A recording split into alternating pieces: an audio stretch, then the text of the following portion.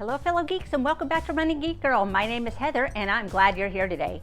If you're new here, make sure that you click that subscribe button because I don't want you to miss any of the regular running content that I have coming out on this channel. Now that you've done that, let's go ahead and dive into today's topic. In the Summer Olympics of 1928, the world saw for the first time running spikes being used by the athletes. Ever since then, people have been in pursuit of the perfect running shoe.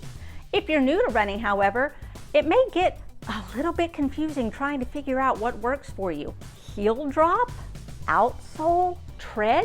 What do all these numbers mean? Looking into finding the right running shoe for you can be just a little bit overwhelming if you're not sure what you're doing. I know I've had a couple of horror stories of trying to find the right shoe and ending up with something that just didn't quite work. So today, we're going to talk a little bit about the anatomy of a running shoe and what all of those numbers mean when you're looking at the site for it and trying to figure out what all those tech specs are. First of all, you need to be aware that each company has their own specific shape of a shoe. Some will be narrower, some will have more of a curve to them. So you'll have to go in and actually try on several different brands of shoes to find which one works for your foot. You can ask someone their opinion of what type of shoe they use, but keep in mind that what works for them is not necessarily going to work for you. So you really do have to try these on yourself, experiment, and find what works. So let's start with the two main sections of the shoe. You have your upper and your sole unit. Let's talk first about the upper of the shoe. The upper is going to be made of some type of fabric or mesh or knit or leather, and it's the section of the shoe that's held together by the laces. In that upper, first of all, you're going to find the tongue. This is the strip of fabric that is going to protect your foot from pressure from the laces. In a lot of trail shoes, and we're seeing it increasingly more in just road racing shoes, you're going to find that the tongue is stitched into the sides of the lace area in order to keep rocks and debris from finding their way in. Next, you have the toe box. This is the area of the shoe where your toes fit.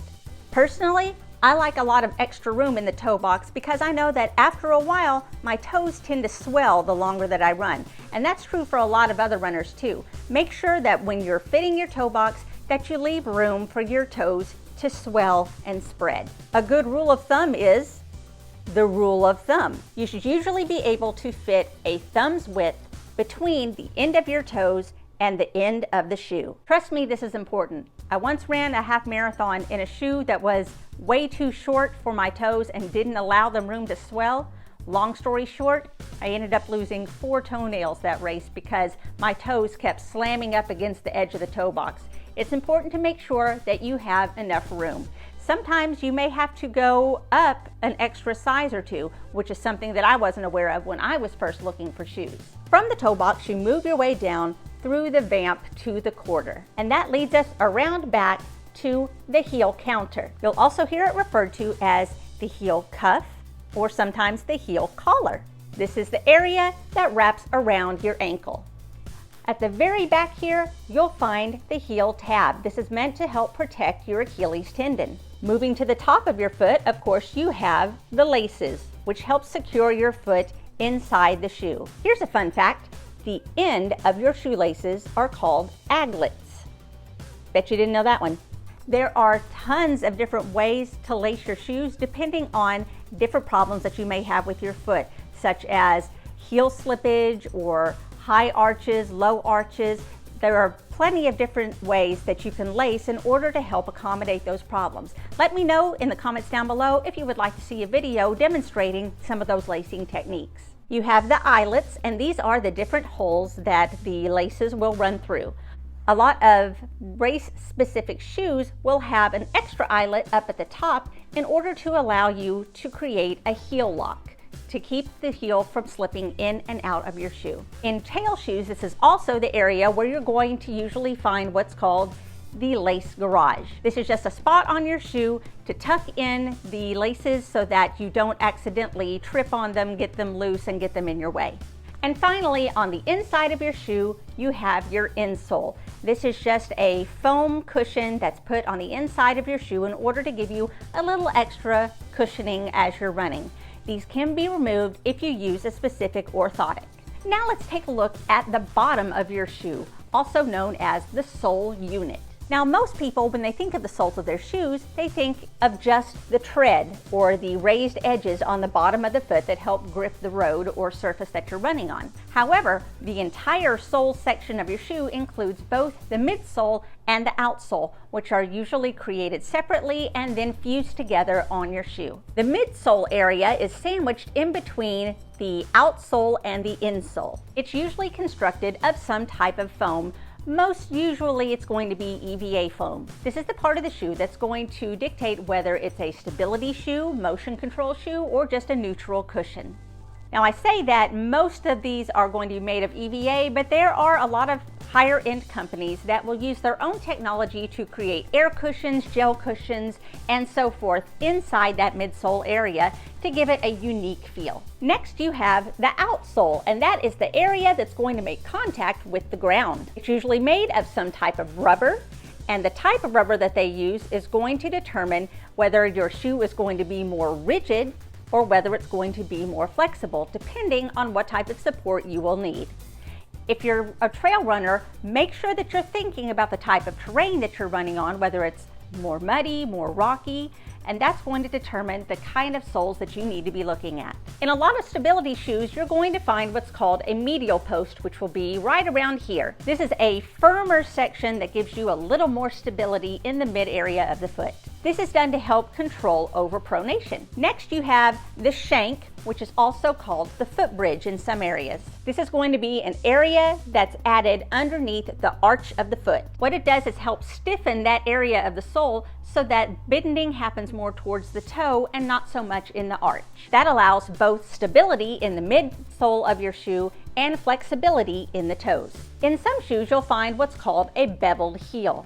In the back section, you'll find that the edge of the heel has been rounded off or angled off. This is to allow a softer impact if you tend to be a heel striker, so that your heel will hit the ground and then roll onto the foot as opposed to hit and fall. Another feature that a lot of brands have been adding lately as well have been what are called guide rails. These are sort of plates that go on the sides of the shoes in order to give you a little bit more stability and keep your foot from shifting back and forth too much while you're moving. Now, you'll also see some other jargon being used when people are talking about their experiences with running shoes. One of them is heel drop. The heel drop is the difference between the height of the heel and the height of the forefoot. You'll notice that it's shorter and smaller up here towards the front of the foot and much thicker here in the back.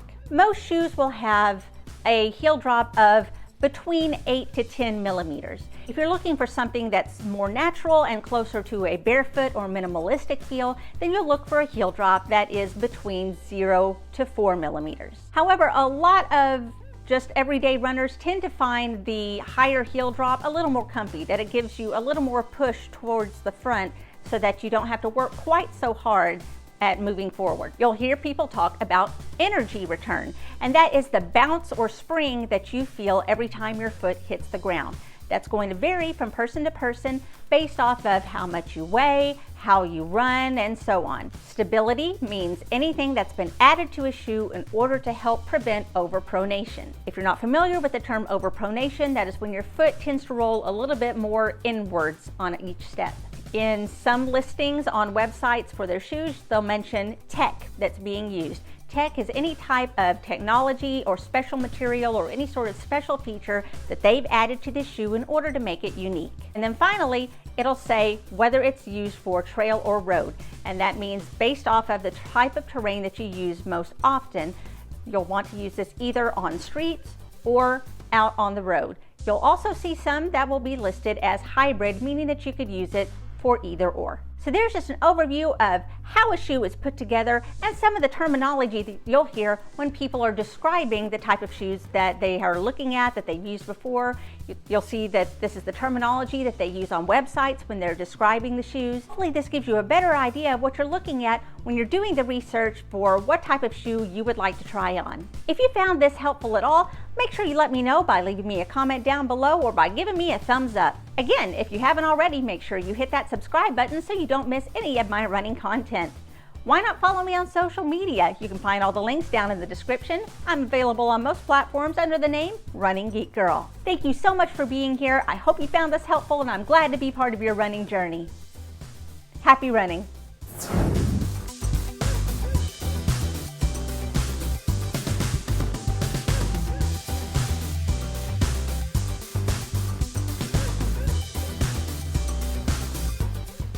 In the Summer Olympics of